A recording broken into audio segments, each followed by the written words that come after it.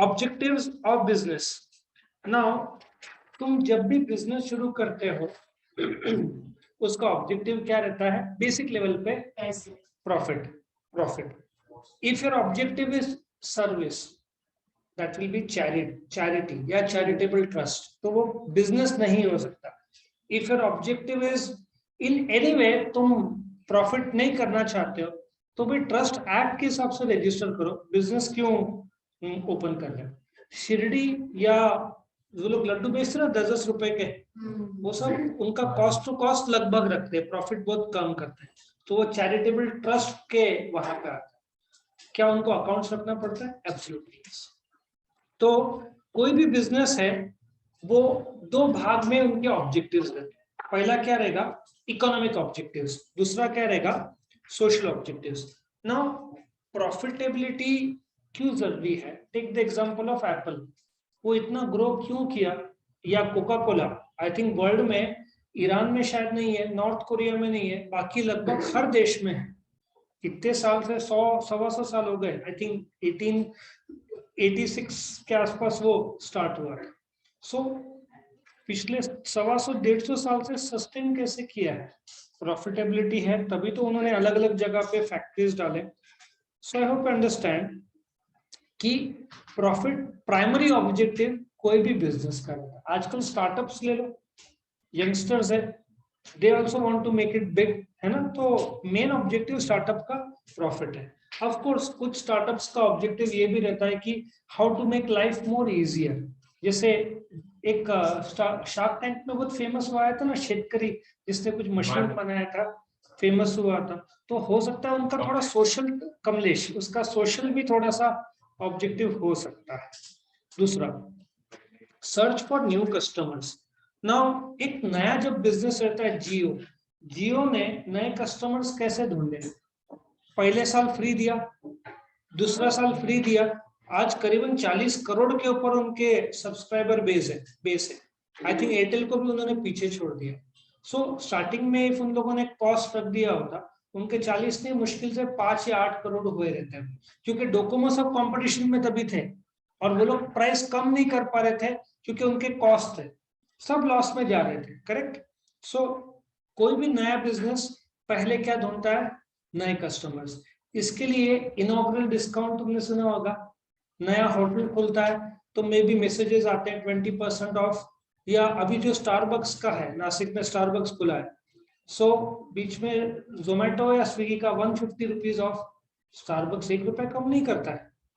Rarely यदि उनका anniversary 4-5 साल दुकान को ओपनिंग करेगा, देन 50% ऑफ का एक उन्होंने, मैं बॉम्बे गया था तो उन्होंने एक कार्ड दिया था 50% ऑफ। मतलब बैड लक, नासिक, बॉम्बे में था, नासिक में नहीं था।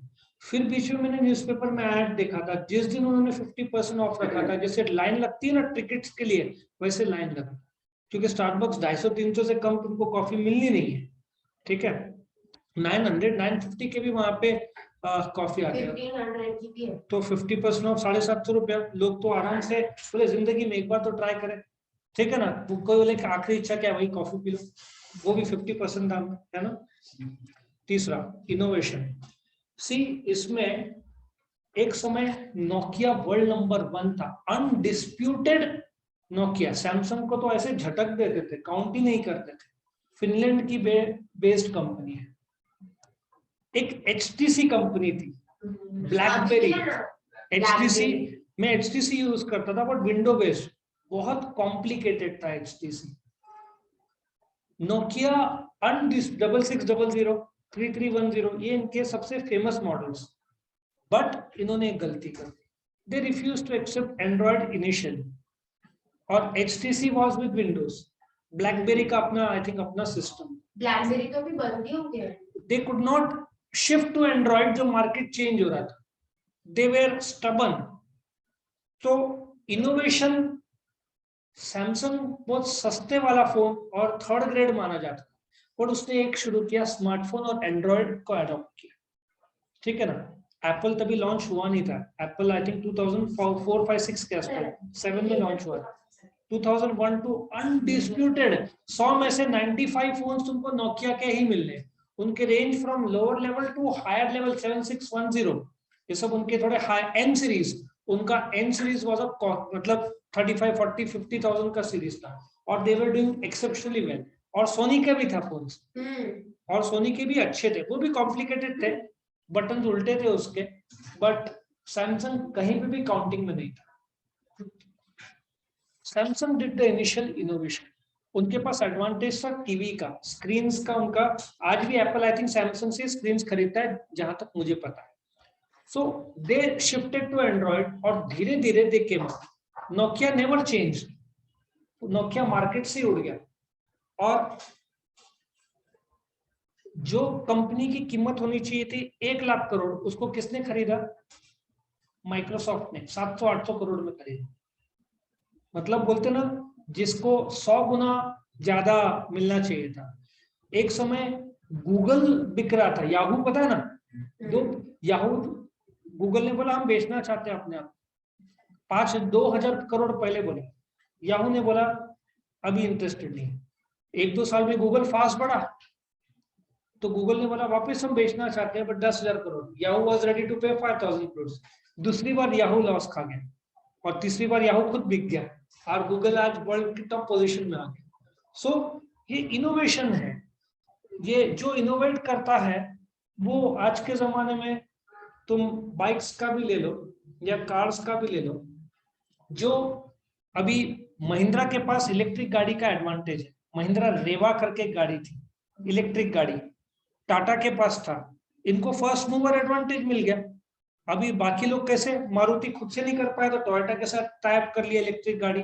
होंडा अब भी उसके आंख खुले तो अभी एग्रेसिवली वो लोग परस्यू कर रहे हैं।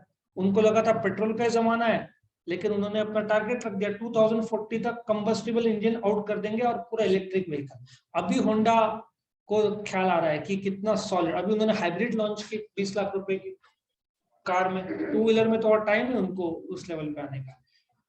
आज के जमाने में इनोवेशन, अच्छा इन्वेंशन और इनोवेशन में क्या फर्क है, शायद मैंने तुमको बताया था। क्या फर्क है इन्वेंशन और इनोवेशन? हाँ, और इनोवेशन वो भी इन्वेंट ही होगा, उसमें कुछ पॉलिश करते हैं, रिसर्च एंड डेवलपमेंट में वो आएगा, लेकिन एक बारीक फर्क है इन्वेंशन और इनोवेशन। सी, बल्ब किसने इन्वेंट किया? Thomas Alva Edison. करीबन कौन से साल में? करीबन 1859 के आसपास। अभी न्यूयॉर्क में, मैंने एडिसन के बहुत सारे मूवीज देखे हुए हैं, मेरे को बहुत इंटरेस्ट है टॉपिक में, क्रिएशन जो साइंटिस्ट है। अच्छा, न्यूयॉर्क में अभी कैसे स्ट्रीट लाइट्स है,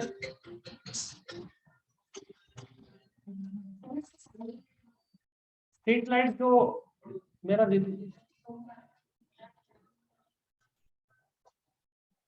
नेक्स्ट टाइम नहीं होना चाहिए, ठीक है, मेरा रिदम टूटा, मैं क्वालिटी नहीं देखूंगा, साइलेंट में रखो और पूछा करो, डायरेक्ट आंसर नहीं करोगे तुम, ठीक है। देखो मैं कहा था, मैं भूल गया। स्ट्रीट लाइट था, वो दिए जो है ना, वो ऐसा ना तेल जाता था और फिर वो शाम को चालू करते थे। इलेक्ट्रिसिटी कहाँ था? किसने बल्ब इन्वेंट किया? फिर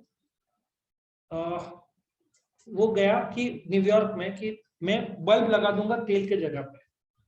तेल की कंपनी बहुत नफा कर रही थी, उन्होंने कोर्ट में केस कर दिया। बल्ब तो लगाएगा बट इलेक्ट्रिसिटी आएगा कहाँ से? इलेक्ट्रिसिटी शायद क्रिएट था लेकिन बहुत कम। तो एडिसन ने बोला मैं जनरेटर भी कर दूंगा क्रिएट, उसने जनरेटर भी बनाया। सो बोल, और फिर एक कंपनी शुरू की, एडिसन इल्यूमिनेटिंग कंपनी। तुमने जीई का नाम सुना है? General electric. By the way वो रिलायंस से भी बड़ा कंपनी है, शायद रिलायंस से डबल कंपनी है। सारे मेडिकल इंस्ट्रूमेंट्स का जो दबदबा है ना, वो जीई का है। It is suppose to be the best medical instruments company in the world. GE वो एडिसन की कंपनी, मर्ज हो गई बाद में एक के साथ। Innovation again, sometimes later will tell you the story. पहला बल्ब कैसे 40 मिनट आवर्स ये लोग सब वेट कर रहे थे, और आज देखो बल्ब कहां से कहां पे आ गया, ठीक है ना। लेकिन स्टार्ट एडिसन ने किया था। उस एडिसन इल्यूमिनेटिंग कंपनी में जॉब फोर्ड ने किया था, हेनरी फोर्ड। हेनरी फोर्ड और वो दोस्त थे, थॉमस एडिसन। चौथा, रिसोर्सेज। कम से कम बोलते हैं ना, रिसोर्सेज तुमने सुना होगा पुराने गाड़ियां बहुत अच्छे होते थे, वो स्ट्रांग होते थे, अभी के स्ट्रांग नहीं है। कारण क्या है? पहला मेटल ज्यादा यूज होता था, अभी फाइबर ज्यादा यूज होता है। उसका कारण भी गलत नहीं है, फाइबर यूज होता है, माइलेज ज्यादा, because the more the weight the car has the less mileage the vehicle gives. इसलिए मर्सिडीज ये सब तुमने जिंदगी में पलटते हुए कभी वीडियो फोटो देखा नहीं होगा।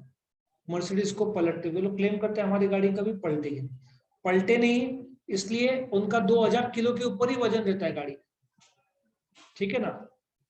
तुमने रोल्स रॉयस इसको कभी पलटते हुए फोटो एक भी नहीं देखा होगा, आई बेट। ये लोग इतना वजनदार गाड़ी को बनाते हैं, वजनदार तो माइलेज कम होता है। तो यही सब इनोवेशन का पार्ट है। तो एफिशिएंट यूटिलाइजेशन ऑफ रिसोर्सेज आजकल क्या हो रहा है इंडिया में, तुम बना तो लोगे लेकिन खरीदेगा कौन? माइलेज कम हो जाता है। अपना डिस्कस हो ना, हार्ले इसका वेट कितना माइलेज देती है? हार्ले 10-15 के ऊपर मुझे नहीं लगता देती होगी, उससे भी कम, 4-5, कुछ गाड़ियां 4-5 देते हैं जो फास्ट मूविंग, और जो तुम्हारे हजार हजार तो नहीं, 3000-4000 सीसी वाले जो कार्स है तुम्हारे, हार्ले डेविडसन 500 सीसी से तो शुरू होता होगा, 1500 सीसी। सीसी मतलब तुम्हारा इंजन का कैपेसिटी बढ़ाना, मतलब माइलेज कम, ठीक है। सो रिसोर्सेज आजकल वही हो रहा है कि दे आर रिप्लेसिंग, एक वैल्यू इंजीनियरिंग है, तुम पार्ट को रिप्लेस करते by cheaper part, that is called as value engineering, ठीक है ना। तो वो लोग, उस जमाने का जो क्वालिटी था अभी नहीं रहा, क्योंकि रिप्लेसमेंट शुरू हुआ है। अभी भी तुम जाओगे ना, 10 रुपए की कैडबरी है अभी भी, लेकिन उसका वेट कम कर दिया। और कुछ जगह पे अब तुम्हारा लॉरियल शैम्पू ले लो, पहले जब आया था क्वालिटी क्या था, अभी देखो क्वालिटी, उनका नाम थोड़ा खराब भी हुआ है, क्वालिटी उन्होंने कम कर दिया इसके लिए। सो रिसोर्सेज जो मेन पार्ट है वो उसमें डालते ही नहीं है, कुछ पार्ट कम कर देते कॉस्ट सेव करने। Social objectives, number 1 standard quality goods. इसका बेस्ट एग्जांपल किसका लोगे? सोनी का लो, और नोकिया का भी नाम था, ऊपर से भी फोन गिरा तो कुछ नहीं होता था, सुना होगा तुमने उसका। इसलिए वो लोग का क्वालिटी बहुत अच्छा था। सिर्फ उन्होंने क्या गलती किया, ऑपरेटिंग सिस्टम वो लोग चेंज नहीं कर पाए, उसमें ही रहे, और जमाना बदलते गया। हमारे बाद का जो जनरेशन है, हम लोग स्वीकार लेते थे, व्हाट्सएप ये सब इतना क्रेज नहीं था, लेकिन यंगस्टर्स को चाहिए था नयापन, तो इसमें सैमसंग ने बाजी मार दी, समझ में आया। तो स्टैंडर्ड क्वालिटी गुड्स में सोनी ले लो, होंडा ले लो, टोयोटा ले लो।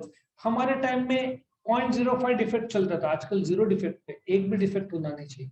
इसलिए आजकल जो अच्छे कंपनीज के जो ब्रांड है वो बोलते ना क्वालिटी मेंटेन रखते हैं, उनको पता है टिकने के लिए उनको क्वालिटी देना पड़ेगा। तो पहला सोशल ऑब्जेक्टिव है भाई, बेस्ट क्वालिटी रखो। Second, avoiding unfair trade practice. तुम क्या करना, जब टाइम मिले ब्रेड खरीदते हो ना, दुकानदार को बोलना इसका वजन करो। अभी तो शायद एक ब्रेड की कंपनी थी, हम लोग लेते थे, वो लोग क्या करते हैं, हम लोग व्हाइट ब्रेड कभी नहीं खाते, ब्राउन ब्रेड खाते, व्हीट ब्रेड, लेकिन बदमाशी ये लोग क्या करते हैं, कोकोआ पाउडर डालते हैं, वो गेहूं से सस्ता है, और वजन में भी इट बिकम्स 380 ग्राम्स। तुम सीमेंट का भी देख लेना, सीमेंट का इधर किसी का कोई और बैच का मेरा है सीमेंट का, वो 2 किलो के पैकेट्स रहते ना, उसका वजन कांटे में करना, वो तुमको 1800 ग्राम मिलेगा। रास्ते में वो रहते ना प्याज, वो जीप के पीछे वो लोग ऐसे प्लास्टिक बैग्स में रखते हैं, वो तो एक नंबर के चोर रहते हैं। 7 किलो का बोलेंगे और रहेगा 5 किलो। वो लोग दाम सस्ता रखेंगे लेकिन इक्वल टू 5 kg। तो ये जो अनफेयर ट्रेड प्रैक्टिस है ना, इंडिया में बहुत होता है। सबसे ज्यादा international branded goods, export order rejected, ऐसे कुछ आते हैं ना। तुम इधर चले जाओ, जो डोंगरे बस्ती गृह के आगे कौन सा सभागृह आता है, सॉरी, डोंगरे बस्ती गृह से लेफ्ट डाला ना, एक शादी का हॉल है उधर, क्या नाम है उसका, चोपड़ा लॉन्च। वहां पे वो दिन में देखा तो मुझे हंसी आ गई, क्योंकि international export branded quality goods तुम वहां पे खरीदने जाओगे ना, आई डोंट नो, मैं उनको डाउट नहीं कर रहा हूँ, ये बहुत सारे नकली देता है, बहुत सारे। और तुम ऑनलाइन भी मंगाओगे इलेक्ट्रॉनिक और ऐसे, खास करके ब्यूटी प्रोडक्ट्स, नकली होने का चांस बहुत ज्यादा है। तो लोग सोचते कुछ नहीं होता, लेकिन उसका बहुत डैमेज होता है। तो अनफेयर ट्रेड प्रैक्टिस तुम्हारा जवाबदारी है भाई, ठीक से ट्रेड प्रैक्टिस करो। एक और है नकली एडवर्टीजमेंट। तुमको विश्वास नहीं होगा, मिक्सिंग जो लेवल पे होता है, तुम खाना खाने के बाद यदि तुम्हारे हाथ में दाग रह गया, इट मीन्स उसमें कलर डाला है। दाग रहना नहीं चाहिए और रहता ही होगा 100%। ये सब कलर और मेजरली ये सब का raw material is all China, और ये सब मिक्सिंग होता है लीगल। अच्छा, तुमको पता नहीं होगा, वड़ा पाव एजोबी वाले सिर्फ 3 टाइम्स ऑयल यूज कर सकते हैं, ये लोग 10 टाइम्स यूज करते हैं जब तक तेल काला नहीं हो जाता। इसलिए मैं बाहर का ये सब अवॉइड करता हूँ। सागर ठीक है एक आध बार, इनके लिए कायदे हैं।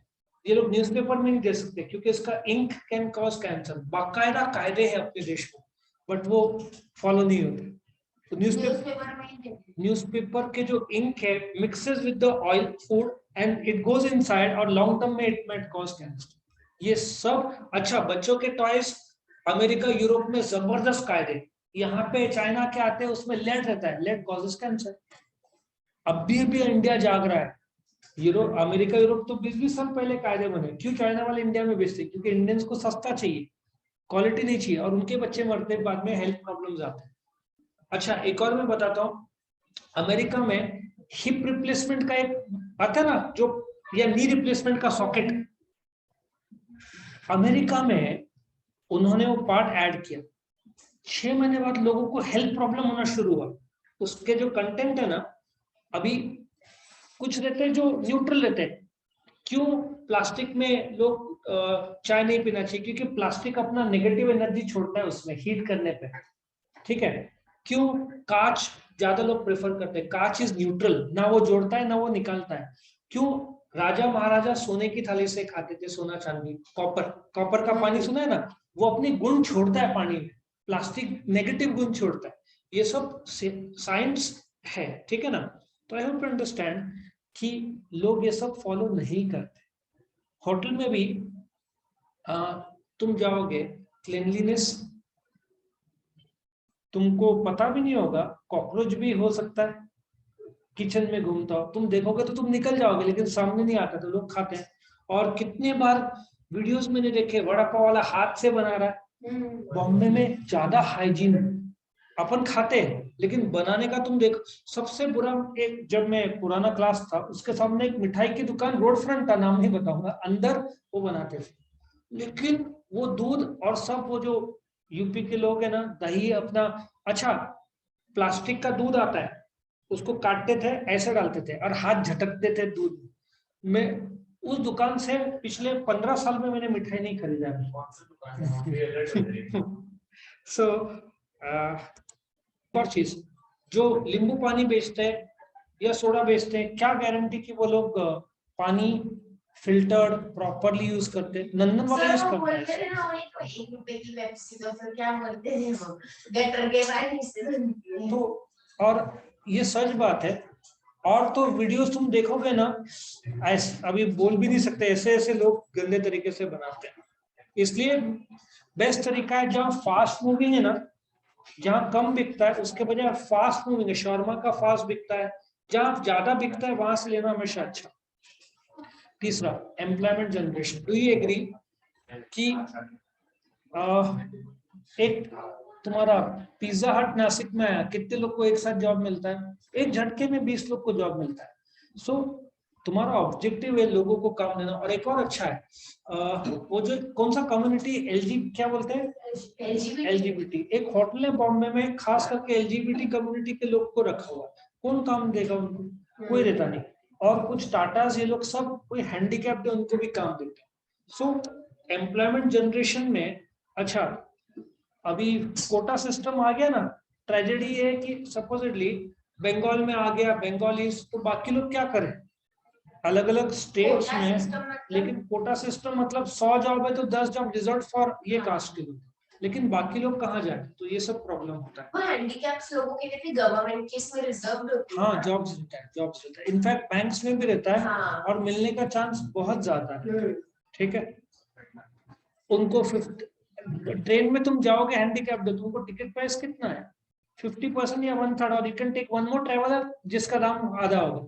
जो हैंडीकैप्ड रहते हैं उनको ट्रेन में भी टिकट बेनिफिट्स बट रहता है। उनके लिए ट्रेन में ट्रैवल करना कितना हार्ड होता है। जो मे बी क्रचेस यूज करते हैं उनको भी 50% ऑफ, 50% या शायद 1/3 का टिकट, मुझे चेक करना पड़ेगा।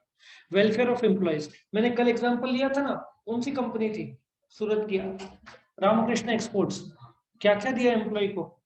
एम्प्लॉयज को कार्स दिया, घर दिया, मर्सिडीज बेंज, बच्चों को स्कूल फीस दिया। School fees. अरे तुमको विश्वास नहीं होगा, तुम लोग तो खुद विजडम का क्या फीस होगा, 1,10,000 1 लाख, 1.5 लाख, 3 लाख। प्रवासी में day scholar will cost probably 4 lakh rupees, जो हॉस्टल में रहते हैं पूरा मिला के। अभी बंद कर दिया हॉस्टल का, लेकिन उनका जो खाना था या जो भी था ये बहुत बढ़िया था, सब कुछ बोलते ना लग्जरी था हॉस्टल। और उसका इडली वाला, इडली एवरी फ्राइडे चाइनीज मिलता है वहां पे बहुत बढ़िया था। वो इडली वाला ना उसका बहुत फेमस था। तुमको ये क्या नाम है, पंचवटी होटल है ना, पंचवटी यात्री टुवर्ड्स गंगापुर से कॉलेज रोड से राइट साइड मारते हैं, उधर एक सामने है। हाँ हाँ, उसका इडली वाले का वो, हाँ सीबल होटल के बाजू में वही इडली वाला है। और मैंने सुना है वही इडली वाला बेचता है ताज को 30 रुपए में, और ताज वाले बेचते हैं कस्टमर को 200 रुपए में। और ये फैक्ट है, उसका इडली तुम खाओगे, तुमने जिंदगी में नहीं खाया होगा इडली और सांभर। वो इतना उसका सांभर पूरे नासिक में फेमस, बहुत बढ़िया सांभर बनाता है। Okay, help to solve social problems. एक आईटीसी कंपनी है, सिगरेट्स बेचती है, लेकिन अभी थोड़ा सा सोशल कॉज भी कर रही है। तुम सोचो ना, दारू की कंपनी बोलती है ड्राइव रिस्पॉन्सिबली, उन लोग की तो इच्छा है तुम और पियो और जियो, लेकिन वो लोग को बोलना पड़ता है ड्राइव रिस्पॉन्सिबली। और आजकल ऑटोमोबाइल कंपनीज 15 साल पहले एक्टिवा माइलेज कितना देते थे?